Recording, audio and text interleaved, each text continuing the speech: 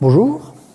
Je pense qu'on va commencer. Alors je vais totalement improviser cette conférence, mais bon, j'ai un peu l'habitude de présenter cette machine. Le son est bon ou c'est nasillard? Parce que comme c'est streamé en... C'est pas parce que j'ai l'impression de m'entendre de la gorge en fait. C'est ça, hein? On va le mettre là. Il y a plusieurs personnes qui m'ont dit par SMS qu'ils écoutaient en live. Non, c'est moins bon? Voilà, là on est bon. De toute façon, vous n'avez pas besoin de m'entendre très fort, c'est surtout pour le live en fait. Et j'ai une grosse voix. Alors, qu'est-ce que cette machine? Vous avez tous deviné, c'est un scanner à livres. Ça veut dire quoi, scanner un livre? Ça veut dire tout simplement prendre les pages du livre et en faire des photos. Alors à l'origine, on prenait des photocopieurs, on explosait le livre en faisant ça, puis on tournait la page, on réexplosait le livre en faisant ça, et c'était un petit peu dangereux, et on faisait surtout pas ça pour des vieux livres, ou ce qu'on appelle des hardcovers, des livres qui ont le dos très dur, ou alors ça faisait des jolis... On a tous vécu ça étant étudiants, les jolis ronds de livres, de centres de livres sur le photocopieur. Et donc ça permet pas d'avoir une version numérique propre du livre. Et donc un jour, il y a Daniel Ritz, un Californien, qui a créé un forum qui s'appelle DIYBookscanner.org. Ça s'écrit comme ça. Alors j'ai pas de net, donc je vais pas vous le montrer, mais vous l'avez en haut. Qui veut dire DIY, ça veut dire do it yourself, faites-le vous-même. Et donc il a créé un forum qui s'appelle DIYBookscanner.org où les personnes qui fabriquent ce genre de machines ou qui veulent numériser des livres venaient partager leurs expériences, leurs déceptions, leurs problèmes, leurs solutions. Et puis, au fur et à mesure, il a fini par créer sa propre machine sur la base de toutes les constatations de tout le monde. Et ça, c'est la version 2 de cette machine. Alors pourquoi on en a une ici? C'est parce qu'il a créé cette machine en licence libre, c'est-à-dire que tous les systèmes, toutes les choses qu'il utilise, les plans, les logiciels, etc., de cette machine sont librement disponibles sur Internet et n'importe qui peut faire sa propre machine s'il le désire. Partant de ça, moi je me suis dit, j'aime bien les gros volumes de données, j'aime bien la conservation des savoirs anciens et même des savoirs tout court. Et puis à la Quadrature, on aime bien le partage de la connaissance, tout ça. Donc la Quadrature du Net, pour ceux qui ne connaissent pas, c'est une association de défense des libertés numériques qui est basée à Paris dans le 11e, mais qui travaille au niveau européen essentiellement et français beaucoup, et un petit peu international à la défense des libertés, notamment le droit de partager. Donc ça faisait vraiment, on s'est dit, voilà, moi j'avais envie de faire un projet personnel de construction, un truc de hacker, de faire quelque chose, et dans le contexte de la Quadrature, ça portait sens. Mais bon, je me la suis financé comme un grand, mais c'est un projet Quadrature maintenant. Et donc j'ai monté cette machine. Alors l'idée c'est que la partie en bois, parce que ça c'est du bois, ça se fait avec une machine qu'on appelle une CNC, c'est une découpe à commande numérique, qui peut être soit au laser, soit à la fraise, avec une fraise. Là en l'occurrence c'est fait à la fraise parce que c'est du bois trop épais. Mais en gros à partir des schémas libres, Marcus m'a fait les planches, me les a découpées, et m'a envoyé tout ça, et alors à partir de là on les a peintes, montées, avec des boulons, déroulement à billes de roller, parce que comme vous le voyez c'est une machine qui est articulée. Sur cet aspect-là, il y a un chariot qui monte et qui descend, et le berceau ici peut, quand on le met bien, il peut rouler, voilà, pour être toujours centré au milieu. Des boulons, 2 plaques de verre que vous ne voyez pas ici. Alors n'hésitez pas à bouger un peu, venir voir, hein, on ne mord pas. Maintenant, pendant, après, voilà. 2 plaques de verre, 2 appareils photo qu'on trouve ici, et un panneau de LED blanc, d'un blanc relativement pur, pour bien garder les couleurs d'origine.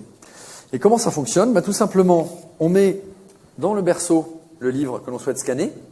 Donc là, je suis du côté de la personne qui scanne. Et on appuie sur la poignée dont le poids est compensé, ainsi que le poids du livre est compensé par des tendeurs qu'on met à droite et à gauche, et qu'on peut choisir de tendre plus ou moins fort. Ce qui fait qu'on a un livre qui est quasiment à 0 gravité, c'est tout léger. Et donc, on met le livre dans le scanner, on pousse, il se retrouve plaqué sous les 2 plaques de verre, si vous êtes debout vous le verrez, et on peut donc shooter à l'aide du bouton ou de la touche espace, demander aux 2 appareils photo de shooter les images. Et donc cette machine permet donc d'obtenir des photos relativement propres des pages d'un livre. Donc je peux vous montrer un exemple qu'on a fait aujourd'hui d'ailleurs. On a fait quelques pages, on n'a pas fait tout le bouquin, du 2e sexe de Simone de Beauvoir. Et donc comme vous le voyez, alors on a commencé à organiser tout ça.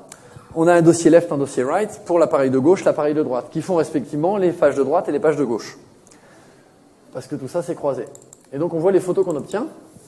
Quelque chose d'assez sympathique. Voilà. Donc ça c'est une photo d'un livre pris au scanner à livre. On a des appareils photo qui sont des Canon de 16 millions de pixels. C'est le format classique qu'on a aujourd'hui pour un appareil photo bas de gamme. Ceux-là, ils coûtent 70 €. C'est mon fournisseur de matos local, parisien.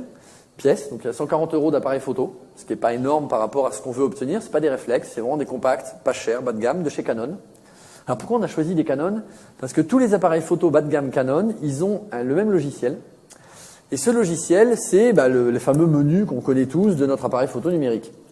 Sauf qu'il y a des Allemands qui ont réussi à faire un logiciel supplémentaire qui s'ajoute à votre appareil photo. Et vous voyez que quand je l'allume, il me met un petit truc rouge au milieu de l'écran.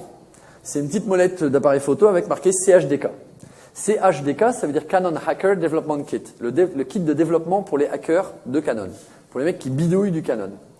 Et qu'est-ce qui bidouille sur leur Canon? Alors celui-là, il n'a plus de batterie, donc on est bien. On va essayer l'autre. Qu'est-ce qui bidouille? Ils mettent des fonctions supplémentaires au logiciel de votre appareil photo. Donc il laisse tourner le logiciel normal de l'appareil photo, celui qui gère les menus, tout ça. Mais il lui dit en même temps, si tu appuies sur tel bouton, puis sur tel bouton, une combinaison qui n'est pas utilisée, ça va t'afficher des menus en plus qui permettent, voilà, c'est HDK. Donc là, j'ai le menu normal de Canon. Je peux faire mes photos, régler les paramètres. Mais si je fais toc toc, j'ai un menu en plus qui est beaucoup plus hacker style, qui a des sous-menus tout aussi hacker style. Et on peut donc, grâce à ça, faire vraiment, voilà, tout un tas de fonctions en plus à l'appareil, comme par exemple l'extraction des fichiers RAW, des fichiers bruts du capteur, ce que seuls les réflexes savent faire, les zébras, l'histogramme, exécuter des scripts, surcharger certains paramètres, bloquer la focale, enfin, des trucs que vous imagineriez pas sur n'importe quel appareil, même sur un réflexe. Alors qu'est-ce que ça a comme avantage ça pour nous? C'est que ça permet deux choses. Ça permet l'exécution de scripts sur l'appareil. Pourquoi on exécute des scripts? Parce qu'un script, c'est un langage, ça permet de dire, enfin c'est un programme écrit dans un langage qui est le LUA, pour ceux que ça intéresse, qui permet de dire fais ça, puis fais ça, puis fais ça, attends un peu, attends tel truc, envoie tel signal, etc. Et qu'est-ce qu'on veut faire? Nous, on veut prendre les photos d'un livre. Donc on veut que les deux appareils photo aient exactement les mêmes paramètres. S'ils n'ont pas la même balance des blancs, parce qu'elle est faite automatiquement, par exemple, on va avoir une page blanche, une page crème, une page bleue, une page rose. Donc on fait de telle sorte, en programmant par l'ordinateur les deux appareils en même temps, en disant prends telle valeur en Kelvin de la balance des blancs. Prends telle distance focale, tel zoom, telle durée d'exposition. Ce qui fait que les deux pages, si je compare la left ici et la right de l'autre dossier, elles vont se ressembler énormément, ce qui est plutôt bien, parce qu'à la fin, on va faire une left, une right, une left, une right. Donc, il faut quand même avoir quelque chose de cohérent.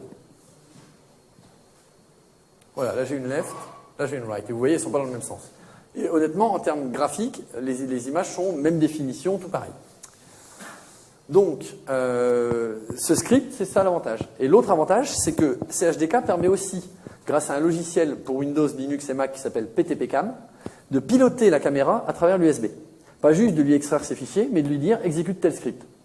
À partir de là, de faire tout et n'importe quoi à distance.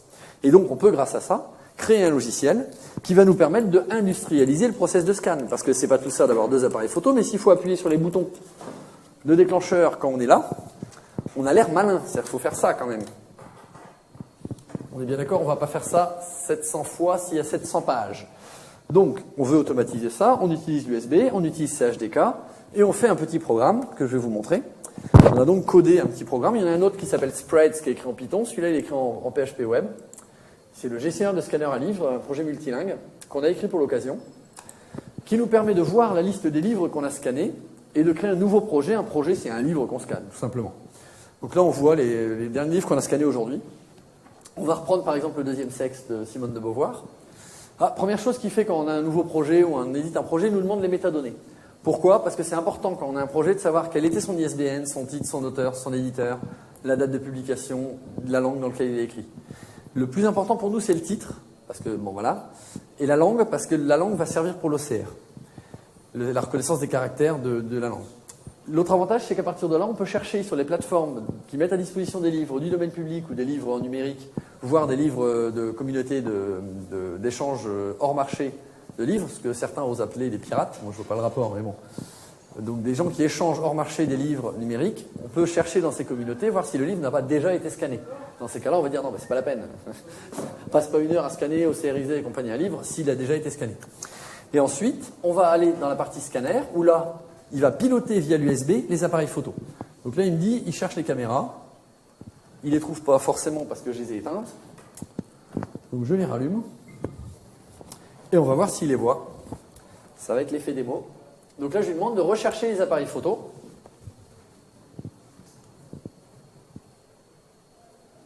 C'est un peu long. J'en déduis qu'il y en a une des deux qui va... Non, c'est bon. Donc là, il a vu les deux caméras. On peut continuer. Et donc après, on suit l'étape. On prépare les appareils. Donc si vous regardez, là, il nous a sorti les deux objectifs. Ah, sauf un. Ah, changer la batterie. Bon. Ça s'appelle l'effet démo. Et donc, d'étape en étape, on appuie sur le bouton suivant et là, on va pouvoir zoomer ou dézoomer pour calibrer, pour cadrer au plus serré du livre, parce que selon la taille du livre, on va devoir zoomer plus ou moins fort. Vous voyez ce que je veux dire? Ce qui permet d'avoir la meilleure définition possible. Sachant que si vous faites le calcul, avec un appareil à 16 millions de pixels, si on cadre serré un A4, on obtient environ 310, ce qu'on appelle DPI, 310 points par pouce. Ce qui est nettement suffisant pour faire un scan de très bonne qualité d'un livre. De bonne qualité d'un livre. Un A4, c'est à peu près ça. C'est un livre immense. Ce qui veut dire que pour un beaucoup plus petit livre comme notre Simone de Beauvoir, si on cadre pas trop serré en laissant une petite marge noire, on aura quand même une bonne définition de l'ordre de 350 dpi, ce qui est nettement suffisant pour un scan de ce type. Donc, je recommence. On va chercher les appareils. Voilà. Là, il voit les deux. Préparer les appareils. Donc là, il me sort les deux objectifs, ce coup-ci, il ne se réteint pas. On va zoomer pour cadrer comme on veut, ou éventuellement dézoomer si on a serré trop fort, ou si on a été trop près, ce qui fait qu'il n'arrive plus à faire la focale, parce qu'il y a quand même une distance assez faible. Et après, on peut choisir de shooter, c'est-à-dire qu'on va prendre deux photos. Vous avez entendu les deux appareils photo, clic-ou, clic-ou. En général, ils sont très légèrement décalés exprès pour qu'on entende bien les deux. Et tout simplement, après, on lâche le berceau, le livre descend, on tourne la page, on remonte, et on shoot la suivante. À ce rythme-là, en allant, pour les gens un peu habitués, on monte à 700 pages de l'heure. Avec la calibration, on est donc en gros environ à 630-650 pages de l'heure, partant de rien, et saisie des métadonnées, calibrage et scan des 650 pages. Donc ça va assez vite. C'est une des raisons qui fait qu'on s'est dit on ne va pas essayer de faire une machine qui va tourner les pages, parce que c'est souvent la question qu'on nous pose. L'autre raison, c'est que les premiers livres qu'on a scannés, c'était des Jules Verne et des Paul d'Ivoire de 1800 et quelques. Je ne confie pas à un aspirateur à pages mon livre de Jules Verne de mon grand-père de 1880. Non. Donc on a une machine qui nous permet de scanner les livres, un petit logiciel en français et en anglais qui nous permet de gérer les projets de scan. Mais ce qu'on obtient à la fin, c'est quand même ceci.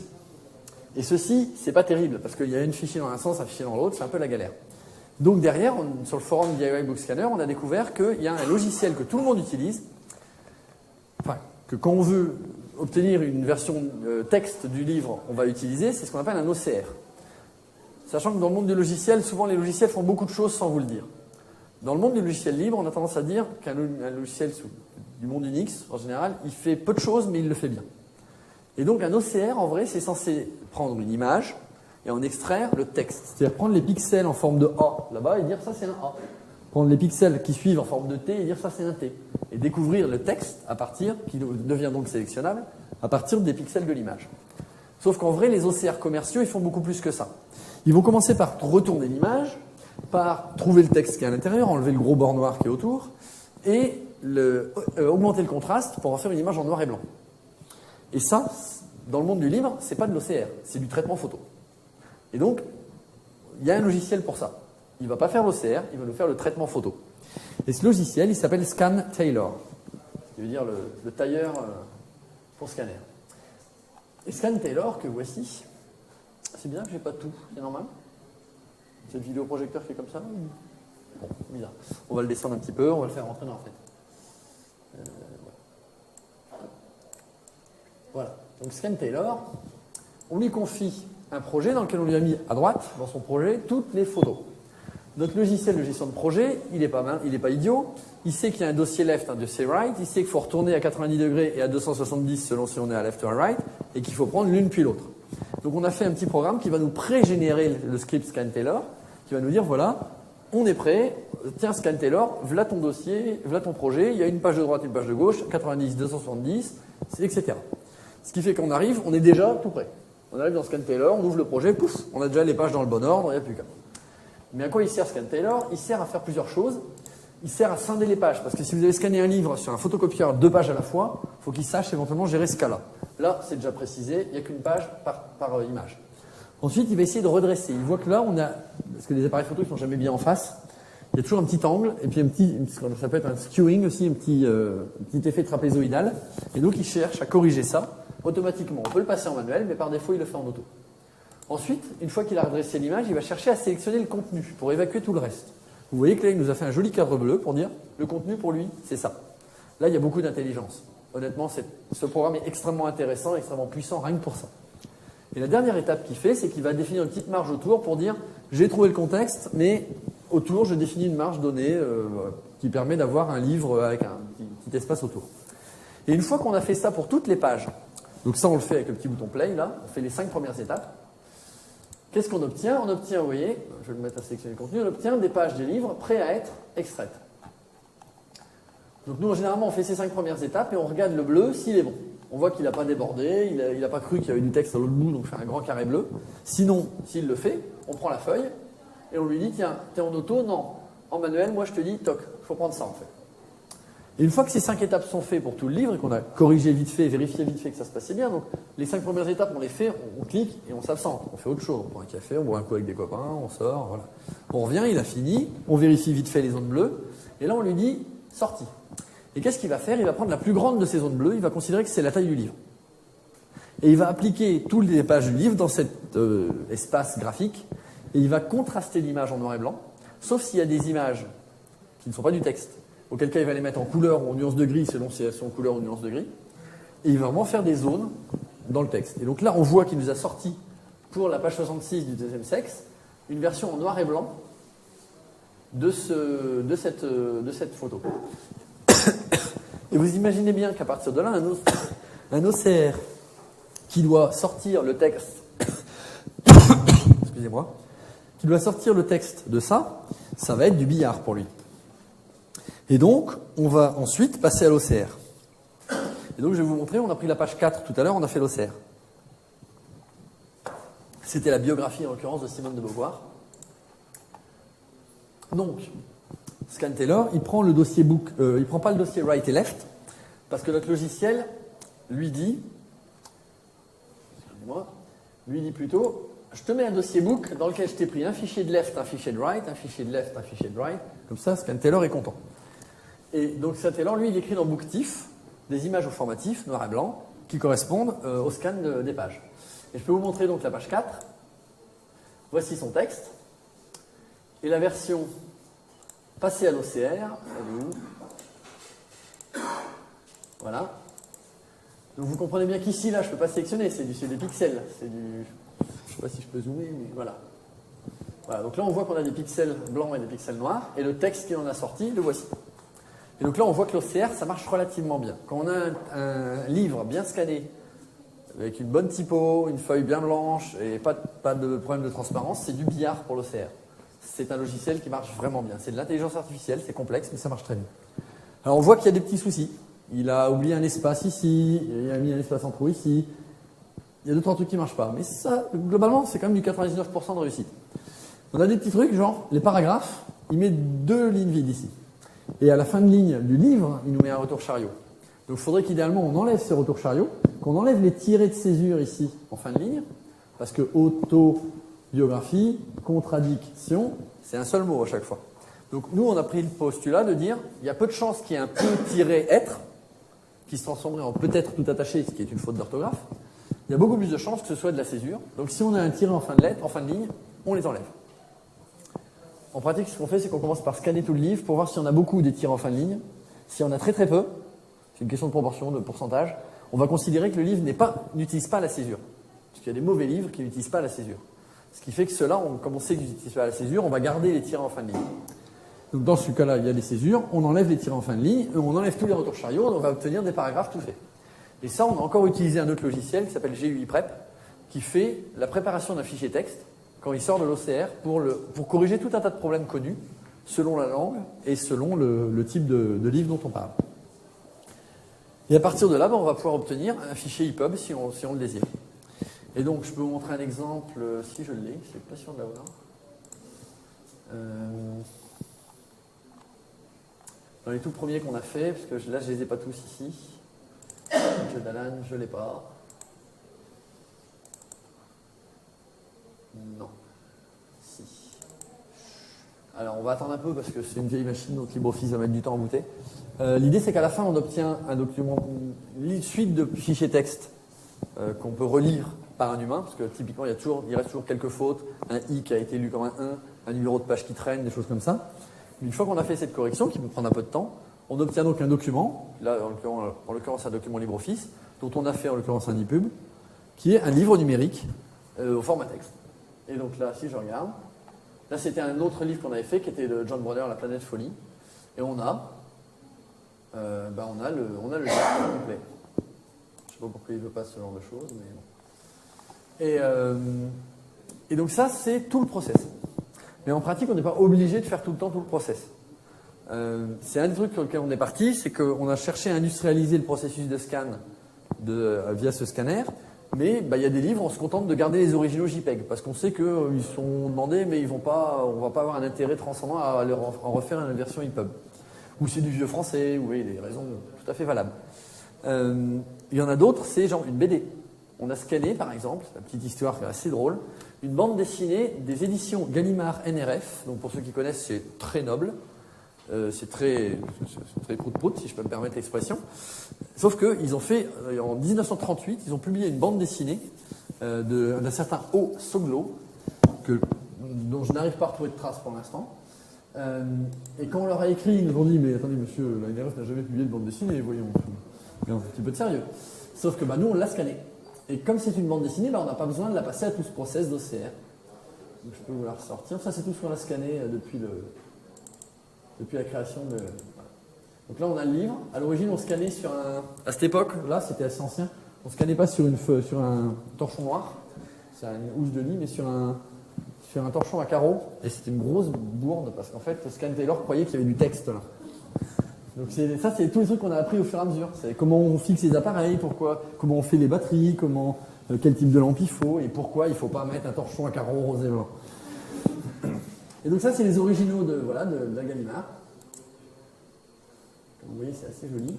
Et on a même donc, la première de couverture, voilà, chez NRF.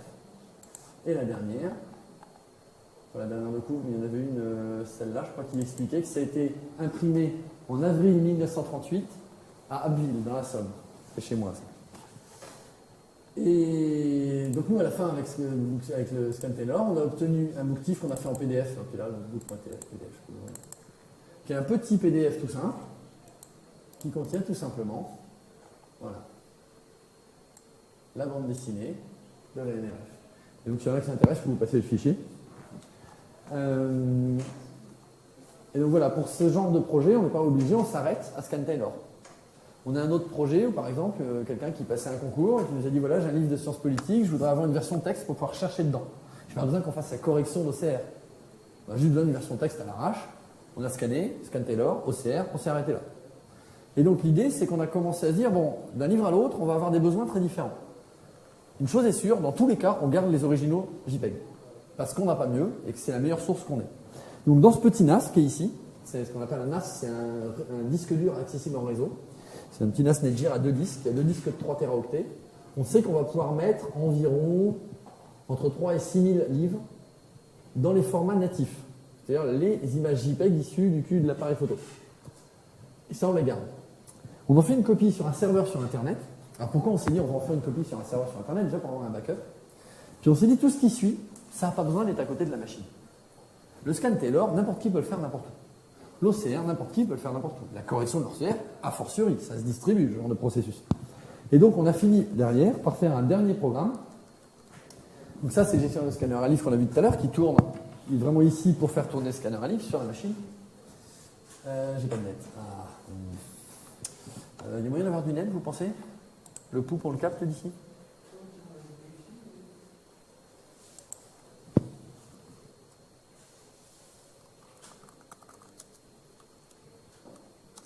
On va essayer.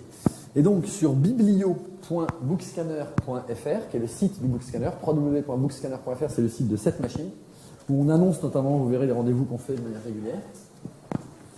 Donc sur Biblio, on a publié récemment les premiers livres qu'on a scannés et qui sont soit du domaine public, soit sous licence libre.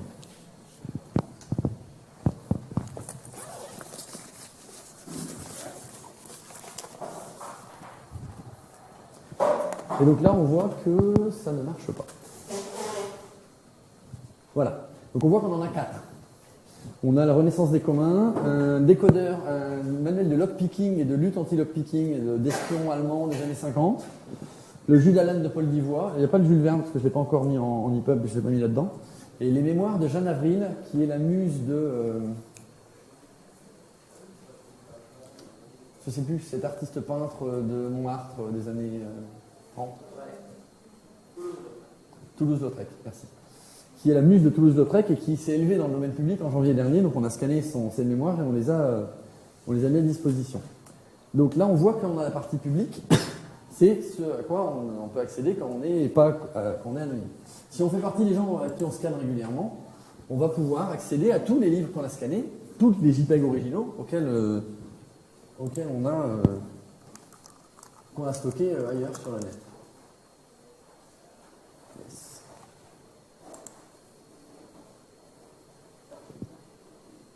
Voilà. Et donc là, non seulement on en voit, mais on en voit plus. Et on voit les derniers qu'on a mis en ligne. On voit leur étape d'avancement, savoir où est-ce qu'ils en sont. Et on peut surtout donc télécharger les images d'origine. Par exemple, pour celui-là, ça fait 61 MB. Pour un flux gros, ça va faire 980. Là, ça fait 1 giga pour le Invisible Computer de Don Norman. Et si on est allé jusqu'à ScanTailor, on va avoir le PDF image des TIFF noir et blanc. Et donc on voit que par exemple, le Bloody Chamber, il fait 450 MB. La version TIFF, elle fait 72 MB. Et vous voyez que quand on enlève tous les bords qui servent à rien, qu'on passe en noir et blanc, là on descend beaucoup la définition, pas la définition en pixels, mais le nombre de bits nécessaires pour encoder ces images, on gagne beaucoup de place avec une qualité bien meilleure pour la lecture. Et ensuite, ceux pour lesquels on est allé jusqu'à l'OCR et la relecture de l'OCR, on a un document ODT qui dit, voilà, on a fait l'OCR, soit il est à relire, soit il est relu, mais en tout cas, on a un OCR disponible. Et à la fin, il y en a même quelques-uns pour lesquels on a sorti un format EPUB, et dans ces cas-là, on peut télécharger le EPUB. Vous voyez, par exemple, le long labeur du temps de John Brunner, il fait 453 MB. Donc 453 000 kilos en images, et il fait 140 kilos en format EPUB. On a aussi une définition bien moindre.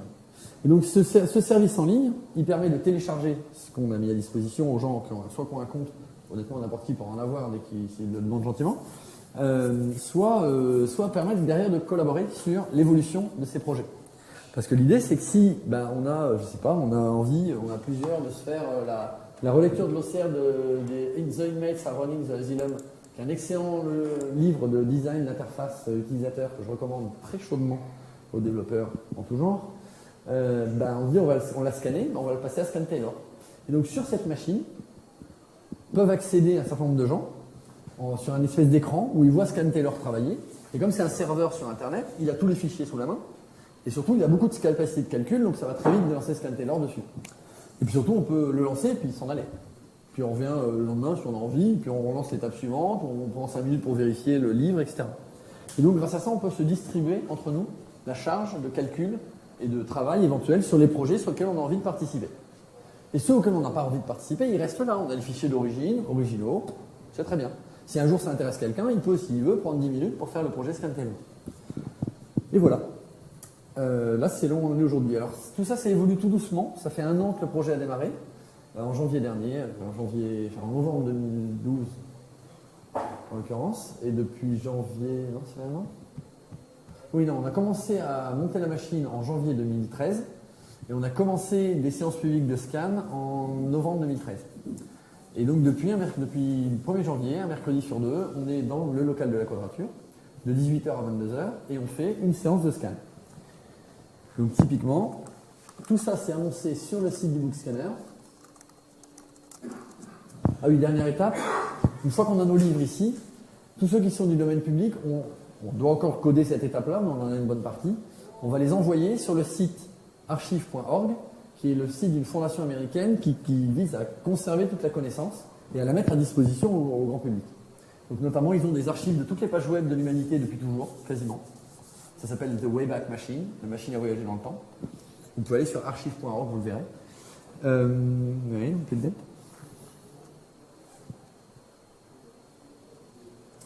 Et donc, depuis 4 ans, ils scannent aussi tous les livres des bibliothèques autour de San Francisco, là où ils sont, et aux États-Unis, qui veulent bien bosser avec eux sur le scan des archives et l'archivage de leurs livres.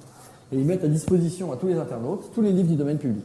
Donc, tous nos livres du domaine public, on va a fortiori les envoyer chez eux. Et on les enverra aussi potentiellement sur d'autres projets comme Wikisource, comme Gutenberg, qui font à peu près le même but. Donc, ce que je disais, c'est qu'un mercredi sur 2, prochain rendez-vous, vous pouvez aller voir ici si ça vous intéresse. Si vous avez un vieux livre que vous voulez scanner, si vous avez un livre auquel vous tenez, que vous voulez partager, ou que vous voulez être sûr de conserver dans un format peut-être pérenne, ou ça va être obligé de l'ouvrir et peut-être de lui faire mal, vous pouvez venir avec votre livre. Vous pouvez venir même sans si vous n'avez rien, puis venir participer, ou juste voir comment ça marche, ou utiliser la machine. On est très ouvert, on fait utiliser la machine. Moi j'aime bien ne pas l'utiliser, parce que comme ça veut dire qu'il y en a d'autres qui le font. On se partage aussi des morceaux de Scan Taylor de l'un ou de l'autre, ou d'OCR si y en a que ça intéresse. Et donc c'est un mercredi sur 2, dans le 11e arrondissement. On va probablement bientôt bouger, mais ce sera toujours entre Bastille et Place Voltaire, dans un nouveau local qu'un ami veut nous prêter. Voilà. Pas grand chose d'autre. Si vous avez des questions, j'y répondrai très volontiers. Il y en a probablement pas mal qui sont répondues aussi par la FAQ du site. Notamment, mais pourquoi ça ne tourne pas les pages? Notamment parce qu'on ne veut pas abîmer les vieux livres. Il y a les plans de la machine de Google qui, elle, tourne les pages, qui ressemble à une espèce de trancheuse à jambon. D'où la crainte pour les vieux livres. Voilà. Si vous avez des questions. Prenez peut-être le micro pour ceux qui écoutent en ligne. Ce serait gentil pour eux. Et puis pour ça, ce sera dans la boîte de la caméra. Vous avez parlé d'OCR depuis tout à l'heure, mais vous n'avez jamais cité le nom d'un logiciel d'OCR libre. Alors, les autres challenges dont je ne vais pas parler, c'est qu'on me demande le nom du logiciel d'OCR libre qu'on utilise. C'est un truc que je n'avais pas précisé, c'est qu'on a essayé de faire de telle sorte que tout le projet logiciel qu'on utilise n'utilise que du logiciel libre. Pour plusieurs raisons. La première, c'est que c'est ma philosophie et qu'on préfère vraiment un logiciel libre qu'on peut partager, améliorer, redistribuer qu'un logiciel propriétaire. Salut le chat. Mais aussi parce que ça a un coût, c'est-à-dire qu'on ne peut pas répliquer le logiciel. Ça veut dire que ça pose plein de problèmes, le logiciel propriétaire. Et puis le logiciel propriétaire, en gros, il contrôle l'utilisateur. Le logiciel libre, c'est l'utilisateur qui est aux manettes. Et donc, on a essayé plusieurs OCR. À l'époque, on en avait essayé des propriétaires comme Abi FineReader, A2BY, qui est en effet considéré comme le meilleur de sa profession. Sauf que quand on leur a dit qu'on voulait faire de l'industriel, ils nous ont dit « Ah, mais c'est une licence particulière, il faut commencer par signer un NDA ici. Après, on va vous faire un devis en fonction de ce que… » Ouais, ok, wait. On va s'arrêter là. Rangez vos documents. Je vais réessayer Tesseract. Tesseract. T-E-2-S-R-A-C-T. C'est un logiciel libre qui est à l'origine développé par Hewlett Packard et qui l'a mis depuis en libre parce qu'ils n'ont plus intérêt à développer ce truc-là. Depuis, c'est un logiciel libre qui est développé, qui vit sa vie tranquillou, qui reconnaît des glyphes, donc qui est capable de reconnaître l'alphabet latin, mais aussi l'alphabet vietnamien, japonais, chinois, un certain nombre d'alphabets bizarres. Tout simplement parce que des gens l'ont alimenté en glyphes en lui disant tiens, ça, c'est les glyphes de ma langue, qui ont des jolis carrés, apprends à les reconnaître. Et cet OCR, grâce à ça, peut reconnaître beaucoup plus de langues, ou en tout cas des langues beaucoup plus diverses que ce que font les OCR commerciaux. Honnêtement, il marche moins bien. Mais il ne marche pas beaucoup moins bien. Le peu qui marche moins bien, par rapport à la souplesse que ça apporte d'avoir un truc qu'on peut piloter en ligne de commande, qu'on peut piloter d'avoir une interface web à qui on peut faire dire ce qu'on veut en 2 temps 3 mouvements, juste il y a un confort tel qu'on est très content. Il s'appelle Tesseract. Et c'est une des raisons, Tesseract est la raison pour laquelle on demande dans les méthodes de données la langue, c'est que si on dit à Tesseract je vais te donner du français, il s'attend à avoir un E accent grave, il s'attend à avoir des CCD, il s'attend à avoir des choses comme ça. Si on lui dit c'est de l'allemand, il s'attend à des S7 et à des umlaut, etc. Très utile, il marche très bien comme vous avez pu le voir, puisque le résultat de tout à l'heure c'était suite Tesseract à froid. Voilà. Autre question? Éventuellement, soit vous bougez, soit vous passez le micro. Par contre, j'ai pas l'impression qu'on l'entende, donc je sais pas s'il est… Ouais. Oui, si, c'est bon. J'avais une question par rapport à Tesseract. Est-ce qu'il gère le multilingue pour, par exemple, des livres universitaires où les citations sont en anglais il y a une solution pour ça, c'est de ne pas lui préciser la langue, en fait. Si on ne lui précise pas la langue, il essaie de se débrouiller. Je vous avoue en fait, c'est un cas qu'on n'a pas encore eu, et c'est la deuxième fois qu'on me pose la question aujourd'hui, donc je suis étonné. Mais en effet, le multilingue, je ne sais pas s'il le gère. Je sais que si on ne lui précise pas la langue, il va chercher dans son pool de glyphes complet, ce qui est probablement une mauvaise idée. Donc, faudrait. Alors, ça a un inconvénient et un avantage. L'inconvénient, c'est que ça veut peut-être dire que juste ça marche pas. L'avantage, c'est que par rapport à tout autre OCR, on peut le faire marcher. Et ça va peut-être être un peu compliqué, dans le sens où ça risque de nécessiter un copain geek ou une copine qui sait programmer du C. Mais une fois qu'on l'a, c'est fait. Et une fois que c'est fait, tout le monde peut en profiter. Dans les autres exemples de gros avantages du logiciel libre, il y a Tesseract qui nous dit quelle confiance il a en son résultat. Là, j'ai trouvé un S et je suis vachement confiant que c'est un S. Là, j'ai trouvé un I, je ne suis pas sûr de moi. Ça, je voulais en faire un truc. C'est que je me suis dit, s'il n'est pas sûr de lui, on peut très bien extraire le glyphe, parce qu'il nous dit où il est le glyphe, tel bounding box, tel rectangle. Si ton machin là, t'es pas sûr, on va le montrer à un humain, on va lui demander qu'il nous le dise. En pratique, la confiance qu'a Tesseract dans ses caractères est très variable et n'a pas vraiment de sens par rapport à sa capacité de réussir ou pas. Donc il y a des cas où il réussit et où il dit qu'il n'est pas confiant, et des cas où il ne réussit pas et où il dit ouais, si je ne réussis pas, mais ouais, c'est sûr, c'est un S. Mais non, c'est con, c'est un E. Donc globalement, on voulait faire un projet d'équivalent de reCAPTCHA pour ceux qui connaissent du monde du libre. Et juste, on a lâché l'affaire parce que Tesseract ne s'y prête pas et qu'apparemment, même tous les autres OCR, quand on utilise leur interface de programmation, ce qu'on appelle l'API, leur taux de confiance, c'est bullshit. C'est un truc qui a peut-être un sens pour des spécialistes en IA, mais pour des humains qui voient des caractères, juste non. Donc voilà, pour le multilinguisme, je sais pas. Je sais que si on lui donne pas la langue, c'est un peu bizarre, mais ça donne un bon résultat. Et dans tous les cas, ça peut probablement se programmer. D'autres questions? Les colonnes, ah la galère. Alors, autre exemple qu'on a eu, parce que c'est pareil, on ne fait pas que scanner les livres pour faire des EPUB, pour distribuer à des copains, où on a eu des cas, on a eu un cas d'une revue qui s'appelle Mouvement, qui n'a pas ses 15 premiers numéros en numérique. C'est normal, ça existait dans les années 70, revue de sciences humaines, ils n'ont pas leur premier numéro numérique. Donc, ils sont venus avec leur premier numéro, et ils nous les ont fait scanner, enfin, ils les ont scannés comme des grands surtout. Il est où le numéro 1? Bon, je ne l'ai pas. On va prendre le numéro 3. Voilà, donc là, pour l'instant, pour le coup, celle-là, on a gardé que les originaux. Ils se débrouillent eux-mêmes pour faire l'OCR. Et pourquoi je pense à elle? Parce que colonne. Là, eux, c'est bien pire que colonne. Ils ont ce qu'on appelle des dames blanches. Alors, c'est pareil, en faisant ça, j'ai appris plein de trucs du monde de la typo. La typo, pas trop, parce que je suis un typo nazi. Mais plein de trucs du monde de la mise en page des livres, de la composition, etc. Et notamment, une dame blanche, c'est ça. Alors vous imaginez bien qu'un OCR, si on lui file ça, il est content, mais alors il est content. Et bien en vrai, Tesseract s'en sort pas mal. Parce qu'en fait, il voit bien qu'il y a un grand blanc là. Là, il y a du blanc, là, il y a du blanc, il se passe un truc bizarre. Et donc en fait, il commence le texte ici, il commence la ligne là, il voit que ça s'arrête. Il fait cette ligne-là, et il voit que cette ligne-là, il voit que ça s'arrête. Il voit bien qu'il y a un bloc là. Donc il finit par nous faire ce texte-là. Là, il voit que ça ne s'arrête plus, il continue. Puis à la fin, il dit, bon, maintenant je prends la deuxième colonne. Et il nous fait ce texte-là. Y compris quand il est en milieu de page, parce que ça arrive qu'ils sont en milieu de page. Je n'ai pas d'exemple là, mais... Donc vous imaginez, les dames blanches, c'est l'horreur. Il y a un autre truc qu'on avait aussi, qui est pas mal aussi, qui est aussi mouvement années 70. Merci les gars pour les gens du futur. C'est les notes de bas de page en colonne. Ça a aussi un nom, je ne sais plus comment ça s'appelle. Les notes de bas de page, elles sont là en fait. Donc vous avez un appel de notes de bas de page, sur le côté. Voilà. Donc en fait, il n'y a même pas d'appel. C'est pire, on ne sait même pas où il est appelé, on ne sait même pas à quel endroit. Donc voilà, là on a un texte et en fait il appelle une note de bas de page qui est ici. Et donc ça pareil, comme c'est des belles colonnes, Tesseract s'en sort très bien. Il voit bien les séparations verticales blanches qui dépassent un ou deux caractères de kerning. Et comme c'est le minimum qu'on fait pour que ça ressemble à quelque chose et que l'humain même s'y retrouve, l'OCR est capable de le faire. Il ne va pas nous faire des tableaux, par exemple. Si on a des tableaux de données, ça, le livre de sciences politiques, ça a été l'horreur, c'est des tableaux sur le fonctionnement des institutions européennes, les réformes de machin et tout, c'est juste, on sort des tas de données en vrac. Cela dit, en texte pur, il nous les reconnaît. C'est-à-dire qu'il va nous reconnaître les lettres et les mots. Il ne va pas nous les mettre bien tabulairement comme ils étaient à l'origine. Donc clairement, pour ce genre d'usage, ça ne marche pas. Sauf à avoir besoin du texte nu, quoi. Ouais, bon. Je répéterai la question. Pour les tableaux, on peut les laisser en image dans Scan Taylor. Du coup, pour les tableaux, on peut les laisser en image dans Scan Taylor. Alors, il y a un dernier truc qu'on peut faire aussi, c'est ce qu'on appelle du déjà vu ou des PDF 1A. C'est deux formats de fichiers. Alors le PDF, vous connaissez tous. Le PDF, il y a plusieurs normes, sous-normes et tout. Le 1A, c'est un système où on peut dire il y a une image et tu as un layer de texte, une couche de texte en dessous.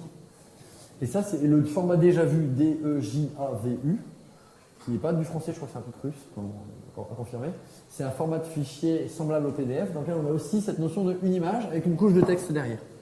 Et ça, c'est ce que font les gens d'archive.org. On va se coller sur leur process pour leur uploader ça. L'avantage, c'est que vous avez donc un PDF qui est lourd, qui fait 400 MB, c'est un inconvénient. Mais l'avantage, c'est que vous avez vraiment l'image d'origine. Donc s'il y a des photos, s'il y a des tableaux, s'il y a tout un tas de choses bizarres, ben c'est là, parce que vous voyez vraiment l'image d'origine. Ça veut dire que l'inconvénient en plus, c'est qu'on ne peut pas redimensionner le texte. Vu que si on l'agrandit, on agrandit la dimension physique du texte. Donc typiquement sur une liseuse, ça va peut-être écrire un peu petit. Mais l'avantage, c'est qu'on a la couche de texte derrière, donc si on sélectionne ou qu'on fait de la recherche, il va nous le trouver. Y compris si c'est un tableau qu'il a vu de manière tout pourrie. Parce que comme dans ce layer de texte, il remet chaque lettre à l'endroit où elle était à l'origine. Donc si vous sélectionnez, il va quand même sélectionner dans le bon layout, dans la bonne présentation. Donc ça existe, c'est ce que font les gens d'archive.org et de Wikisource. C'est soit le format PDF 1A, soit le format déjà vu. Et ça sert à ça. Ça sert à avoir des livres d'origine. Typiquement, c'est très intéressant pour les vieux livres, quand on veut vraiment garder les enluminures, les gravures, la typo d'origine, des choses comme ça. Quand on veut faire un EPUB, on fait un EPUB. Et outils pour ensuite corriger les petites erreurs à la fin Il s'appelle GUI Prep. Alors, je vais avouer une chose, on est en train de commencer à l'utiliser. Moi, j'avais fait un shell script en Perl de 15 lignes qui prenait les trucs du français que j'avais capté que ça marchait pas. Genre, on avait inférieur au lieu des guillemets français au vent. Donc, j'ai dit, c'est inférieur, juste, ça n'existe pas, inférieur. On n'a pas encore scanné le livre de maths. Le jour où on le fait, je ne serai pas là. L'OCR d'une équation, on oublie. C'est comme les partitions. On a commencé à parler partitions. On s'est dit, ah, mais attends, il n'y a pas d'OCR de partition. Ce serait cool. Mais je pense qu'il n'y en aura jamais. Trop compliqué à écrire. Donc, pour revenir à la question, GUI PREP. Donc, on commence seulement à l'utiliser. Mais c'est le logiciel qui est utilisé par les gens du projet Gutenberg pour faire leur distributed proofreading. Et donc, voilà, c'est un script Perl qui prend, selon la langue, qui va faire tout un tas de trucs, notamment les césures, qui va corriger des O dans l'O, qui va... Avec Tesseract, on a un autre truc bizarre, c'est qu'en français, il nous met les ligatures. Il y en a qui ne savent pas ce que c'est qu'une ligature. C'est par exemple quand vous avez sur un livre un F et un L qui sont collés. Alors pourquoi ils sont collés? Parce que sur pas mal de typographie, sur pas mal de fonds, de typos, vous avez toujours l'espace entre les lettres qu'on appelle le kerning. Par exemple, un V et un A et un V, ils vont se marcher dessus comme ça. Parce que c'est joli. Si vous les mettez comme ça, bien séparés, c'est moche, on a l'impression qu'il y a trop d'espace par rapport au reste des mots. Donc, dans les typographies, il y a toujours une variation de l'espace entre lettres par paire de lettres. Parce qu'un V, par exemple, le V est suivi d'un I, ils vont être bien séparés. Alors que le V est suivi d'un A, ils vont se marcher dessus. Donc le kerning, c'est pour l'espace interlettres. En français, le F et le L, souvent, pour que ce soit harmonieux, ils sont obligés de quasiment d'être l'un sur l'autre. Et en typo, à l'époque, avec le plomb, avec les imprimeries au plomb, ceux qui connaissent Benjamin Bayard, c'est avec lui qu'on découvre ça. Quand vous mettiez un F et un I, par exemple, quand vous mettiez votre F en plomb, votre I en plomb, les pointes du F dépassaient légèrement du plomb. Et quand on serrait la page, on avait le point de I qui se prenait à barre du F et ping, on perdait le point de I. Et donc on cassait un I. Donc, il fallait changer le I, il fallait refaire un I à la presse à plomb et tout. L'horreur. Et donc on avait fini par faire des FI. Un glyphe FI. Et un glyphe FL. Et un glyphe FFI. Et un glyphe FFL. Parce que c'est des binèmes et des trinèmes de lettres qu'on trouve beaucoup en français. Et donc dans chaque langue, en fait, quasiment, en allemand, il y en a beaucoup aussi, en grec, il y en a énormément. Il y a des ligatures, c'est-à-dire des groupes de glyphes qu'on met ensemble pour faire des typos en plomb à la papa. Mais aussi parce que ça a du sens en termes d'espacement. Et donc, Tesseract, lui, en français, les mecs, ils ont mis les glyphes FI, FL, FFI, FFL pour une raison toute simple, c'est que c'est plus pratique, parce que quand il voit un truc tout assez, il va voir que c'est le FFL. Donc il met le glyphe Unicode FFL. Sauf qu'il n'y a que Tesseract qui sait reconnaître ce truc. Les correcteurs d'orthographe, ils voient un machin bizarre, ils mettent le souligné en rouge. Enfin, tout ça, c'est la galère. Donc, on a aussi dans le process GUI Prep, on leur a fait ajouter FFI, FFL, FI, FL. Mettez-moi des lettres séparées, juste on veut s'y retrouver. On garde OE dans l'eau parce que pour le coup, il est connu et c'est une autre justification, c'est pas purement technique typographique. Voilà. J'ai pas regardé l'heure.